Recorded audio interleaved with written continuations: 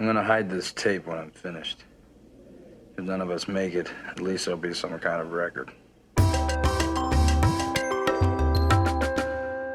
In 1982, I was 6 years old. It's the first time I can remember going to the movie theater.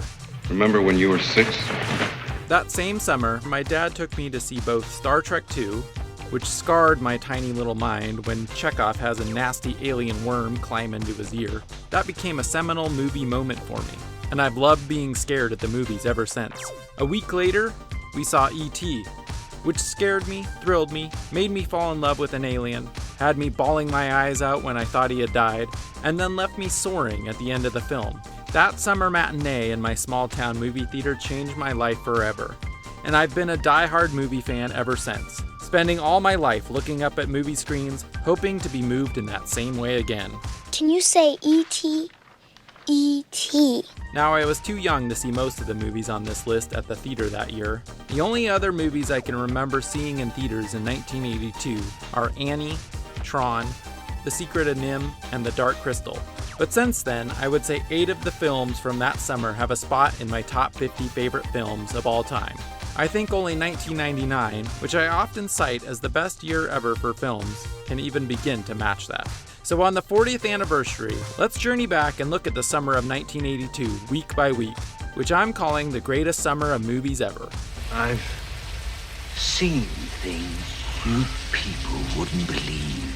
By 1982, pop culture was beginning to move away from the 70s feel, and more into what we fondly remember as the 80s. Olivia Newton-John was tearing up the charts with Physical, Survivor had The Eye of the Tiger, which ties in nicely with one of our summer flicks, and Joan Jett loved rock and roll. On TV, we had MASH, Dallas, Magnum P.I., Three's Company, Love Boat, etc. 1982's films had started off pretty quiet, with the most notable movies of the year so far being the great German submarine movie Das Boot, the problematic 1950s set teen sex comedy Porky's, a very early comic book movie, Swamp Thing, that completely bombed, Diner, an early Barry Levinson dramedy with a great 80s cast, the super low-budget horror flick Basket Case, and not a lot else that lives on in the memory of movie lovers. But in May, the hits started, and there was a now classic film released about every other week, and in one case, 2 on the same weekend, for the next 4 months. We'll start with May 14th, when Conan the Barbarian was released. At that point, sword and sandal movies had been a staple of B-movies for a while.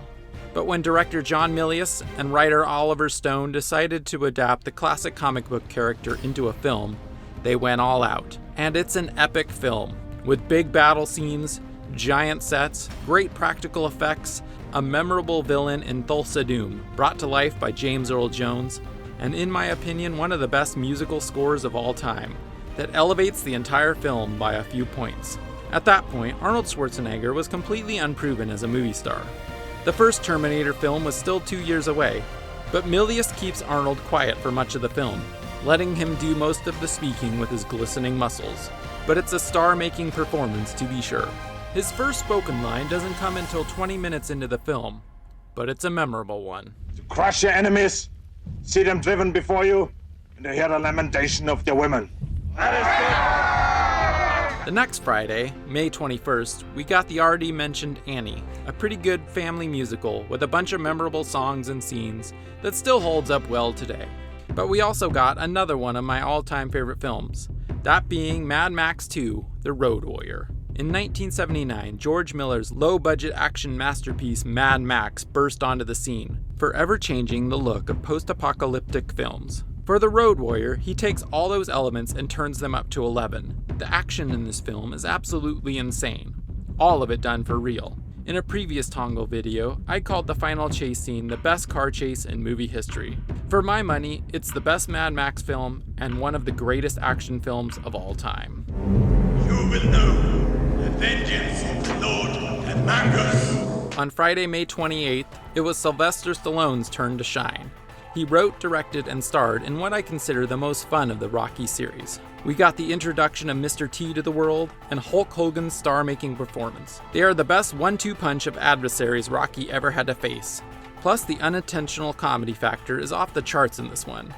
It doesn't have the prestige of the first film, but it's the most rewatchable film in the series. No, I don't hate Balboa, but I pity the fool, and I will destroy any man who tries to take what I got.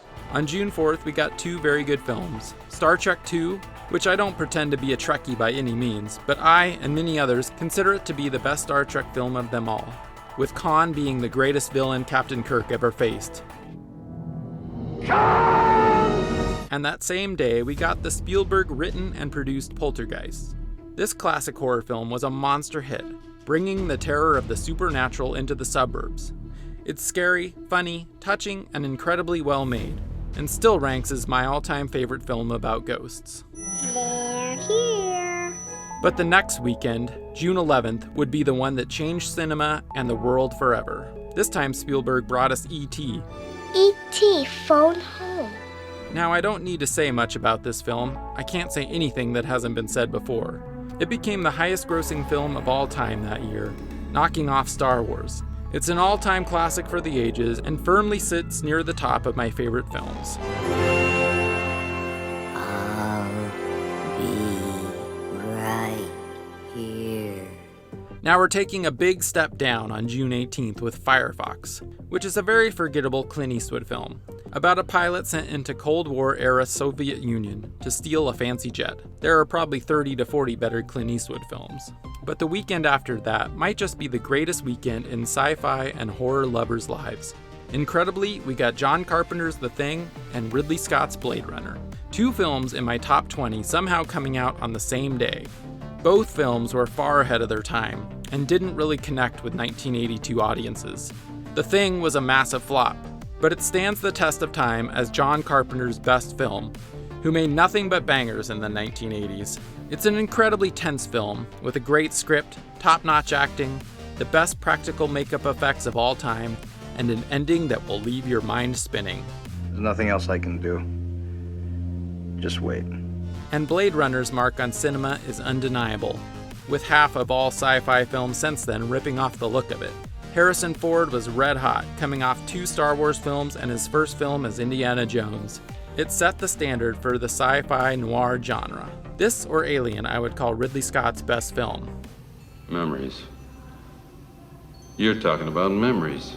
Now that's certainly the height of 1982's summer, but that's not to say the hit stopped there. On July 2nd, we got The Secret of NIMH.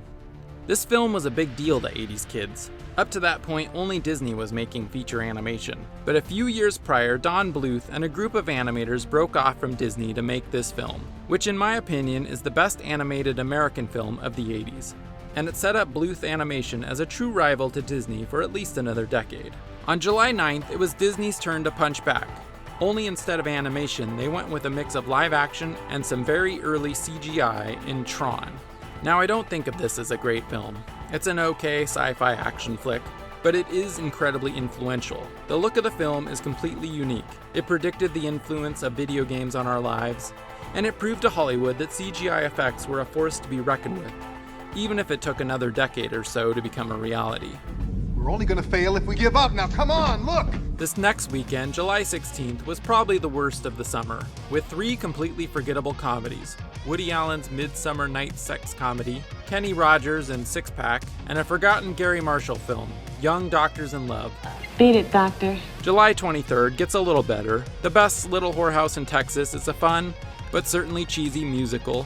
Zapped was a Scott Baio and Willie Ames teen sex comedy that's mostly forgettable and has its issues like most 80s teen sex comedies. But at the time, kids would wear out certain parts of that VHS tape and get a few laughs from the rest. Nothing happened, really. He just wishes. The best film that weekend was The World According to Garp, directed by George Roy Hill, who made classics like Butch Cassidy and the Sundance Kid and The Sting, adapting a highly acclaimed novel by John Irving. He cast a young Robin Williams in maybe his first dramatic role as Garp, along with John Lithgow and Glenn Close, who were both nominated for Oscars. It's a beautifully made, touching film that spans Garp's entire life. And then he died. If you haven't seen it, I highly recommend it as a terrific adaptation of one of my favorite books ever. On July 28th, we got An Officer and a Gentleman. Now, I was far too young to be interested in this film at the time, but I remember it being a big deal, and it was a huge hit. I've only seen it once as an adult, and I don't think it holds up that well. but I'm sure there are many folks that still love it to this day. I got nowhere else to go! That same week, July 30th, Night Shift was released, which is an early Ron Howard film, starring Michael Keaton, Henry Winkler, and Shelley Long. Not a classic by any means, but a pretty strong 80s comedy with a very strange premise about a pair of morgue attendants starting a prostitution ring out of their morgue. Is this a great country or what? The first weekend of August, we got Pink Floyd's The Wall. I'm not the biggest fan of this film, but it is certainly iconic, with many of its scenes living on to this day. There was also The Last American Virgin, which I consider to be a criminally underrated 80s teen sex comedy. It's a little more elevated than most films of its genre, and the ending is one that will stick with you forever. Hey, don't worry. It's gonna be alright. On August 13th, there was Friday the 13th Part 3, which is another forgettable sequel of the many in this long-running slasher series, only memorable for introducing Jason's mask. But it was also the weekend of Fast Times at Ridgemont High, which is the high watermark for 80s teen sex comedies. The cast is incredible, with many of them going on to long and storied careers, most notably Sean Penn. It's got an incredibly funny, but also equally dramatic script by Cameron Crowe, and Amy Heckerling's direction is note perfect. It's one of the few films of its kind that actually digs into the consequences of these crazy teen antics. So you're laughing throughout, but it's also believable, so it sticks with you beyond just a few cheap laughs and topless girls. This is the last real classic of the summer. It's a way of looking at that wave and saying, hey bud, let's party. But I'll do one more weekend. On August 20th, we got two not great films, but fun cult classics that still work if you're a fan of these kinds of films. The Class of 1984, which was an early mainstream look into punk rock culture. It's kind of a death wish in a high school, with a music teacher battling a group of anarchic teens, featuring a very young Michael J. Fox in one of his first film roles. Yeah, I don't mess with that shit, Mr. Norris. Neither does Jimmy.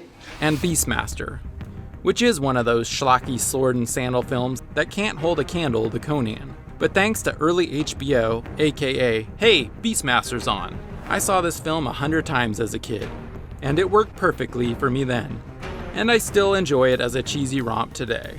I've sworn revenge, and I'm following. Let's stop there, as the last weekend of August offered nothing memorable. But looking back, I can't imagine another summer movie season like this ever, with 8 straight-up classics of their genre: Conan, The Road Warrior, Poltergeist, E.T., The Thing, Blade Runner, and Fast Times at Ridgemont High, mixed in with some very high-quality films like The World According to Garp, The Secret of NIMH, and Star Trek II, and fun rewatchables like Rocky III, Tron, Annie, and Beastmaster. The rest of the year had a few more incredible films like First Blood, Creepshow, Gandhi, Sophie's Choice, The Dark Crystal, and Tootsie, putting 1982 very high on my list of greatest movie years ever, up there with 1984, 1994, and 1999. But those are years we can explore another time. Thanks for watching. On the other side of the screen, it all looks so easy.